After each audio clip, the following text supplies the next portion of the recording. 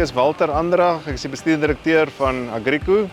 Baie welkom op Nampo 2025. Dit is so lekker om almal hier te sien, dit is lekker om gesprekke te voer met mense wat ons lanklaas gesien het, sommer net gedagtes uit te ruil en ook net 'n gevoel te kry van wat op die grond en landbou aan die gang is. Elke jaar is ek so al verstom oor hoe vinnig tegnologie ontwikkel en wat se gereedskap alles beskikbaar is vir die boer om meer produktief en meer effektief en meer winsgewend te boer. Ek dink die eerste ding wat my opval as ek deur die hele stalletjie kyk, is die verskeidenheid van produkte wat Agrico aanbied.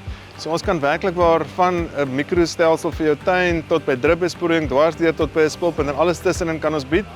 Maar ons het 'n spesiale fokus op die mikro- en dripmark, veral in die Wes-Kaap.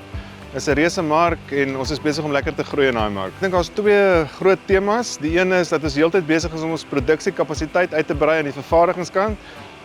Heeltyd besig om geld te spandeer in ons PVC-fabriek en ons staalfabriek om seker te maak ons vervaardig so koste-effektief as moontlik. En dan aan ons kleinhandelkant bou ons heeltyd die netwerk. En elke keer wat ons 'n nuwe dienspunt oopmaak, kom ons nader aan ons klante, ons kan 'n beter diens lewer en ons maak hulle lewens daardeur beter. So ons het 'n klomp geld spandeer in ons verspreidingssentrum. Ons het 'n klomp moeite gedoen met ons administratiewe stelsel om seker te maak dit word makliker om met ons besigheid te doen.